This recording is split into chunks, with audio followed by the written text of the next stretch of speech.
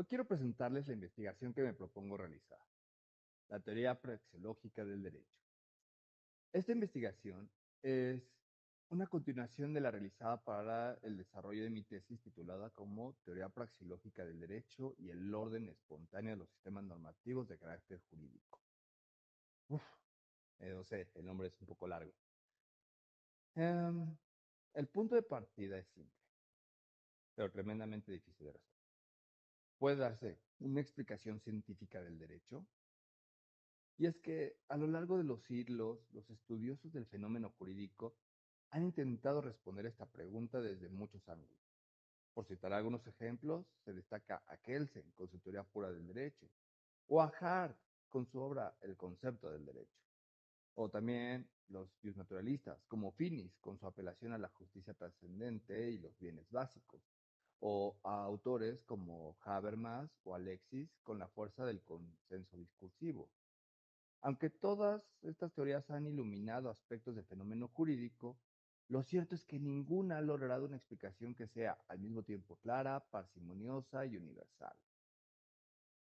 Por ello, la hipótesis que se tratará de corroborar con la investigación que se propone consiste en la afirmación de que la teoría praxeológica del derecho ofrece una cualitativamente mejor explicación del fenómeno jurídico.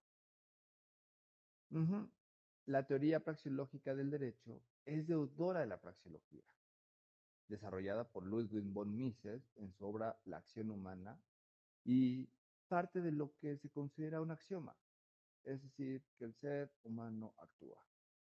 Identificando ese axioma como punto de partida, permite entender cualquier fenómeno social, incluyendo al fenómeno normativo de carácter jurídico. Así, la teoría praxeológica del derecho explica desde su génesis la forma en que los seres humanos creamos normas jurídicas sin necesidad de recurrir a hipótesis indemostrables o a requisitos procedimentales ideales.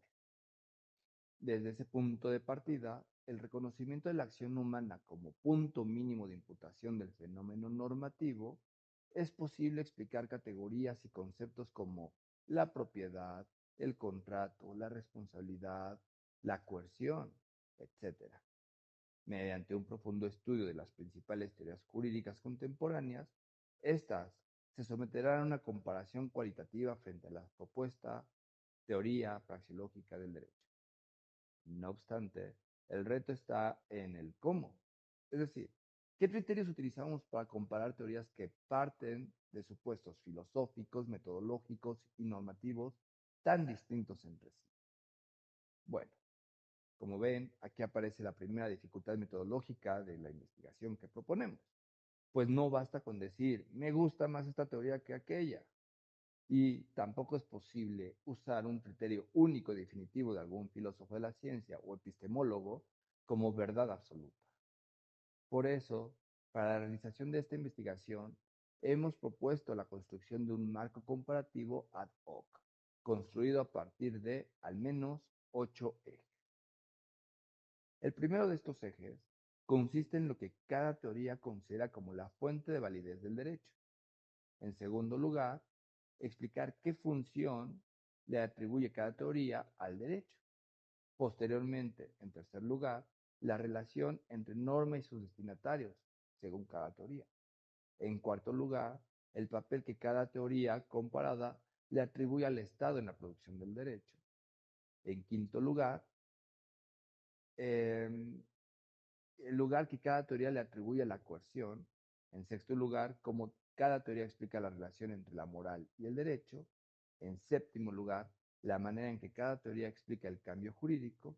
Y, finalmente, como último eje o criterio de comparación, los requisitos prácticos para el funcionamiento de cada una de las teorías en la realidad.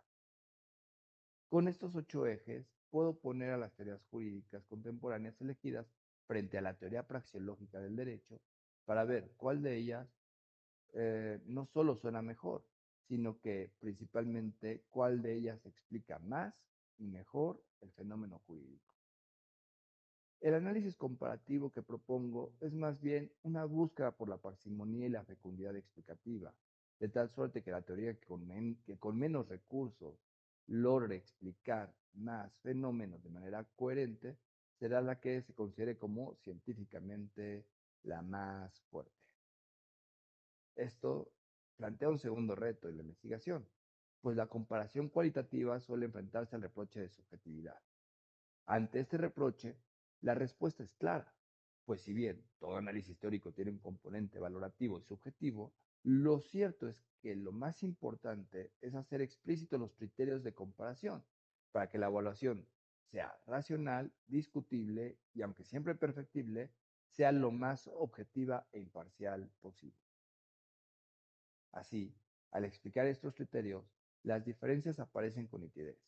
Kelsen, por ejemplo, nos ofreció una teoría que explicaba el derecho como un sistema normativo y jerárquico. Su teoría, aunque elegante, es dependiente de un punto de partida hipotético, la Grundnorm, la cual es indemostrable desde la propia teoría pura del derecho.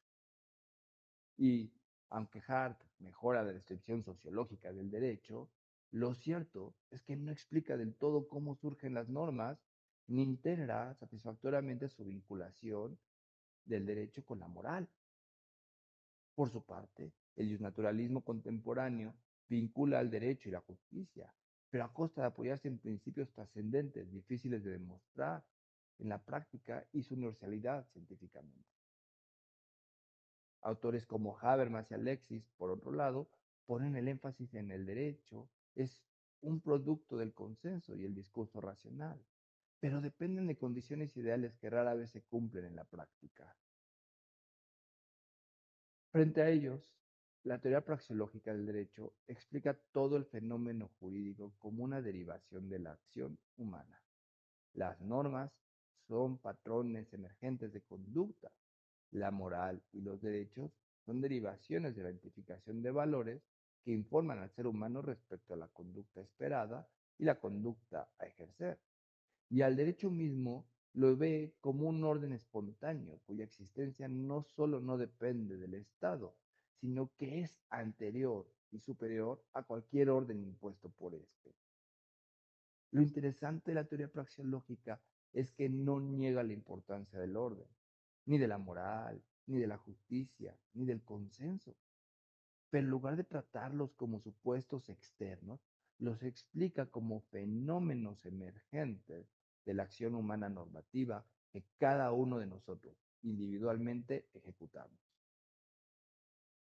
Eso le da a la teoría praxeológica del derecho dos ventajas comparativas decisivas. Primero, que constituye una explicación parsimoniosa conceptualmente hablando, porque todo se deriva de un mismo axioma o punto de partida. Y en segundo lugar, la fecundidad explicativa, porque desde ese punto de partida se iluminan y pueden describirse tanto sistemas estatales como órdenes consuetudinarios, como sistemas normativos privados o comunitarios, así como los efectos que estos tienen en las personas que se ven involucradas. Por eso, si tuviera que apostar respecto a quién gana en esta comparación, mi respuesta es igual que mi hipótesis. La teoría praxeológica del derecho resulta victoriosa, no porque desprecia las demás teorías, sino porque la supera al ofrecer una explicación que es más universal, coherente y aplicable en la práctica.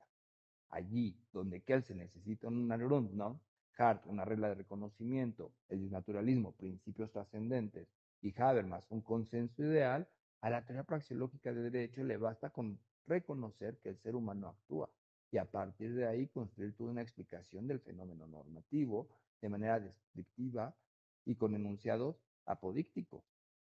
Así, en resumen, esta investigación se propone abrir un nuevo camino al comparar cualitativamente las grandes teorías generales del derecho desde un marco explícito de evaluación y mostrar que la praxeología no solo resiste la comparación, sino que emerge como la mejor candidata para explicar qué es el derecho en cuanto a fenómeno humano, constituye un avance en la ciencia jurídica. En fin, espero que mi investigación les parezca interesante y agradezco a todos y cada uno de ustedes su atención. Les mando un fuerte abrazo.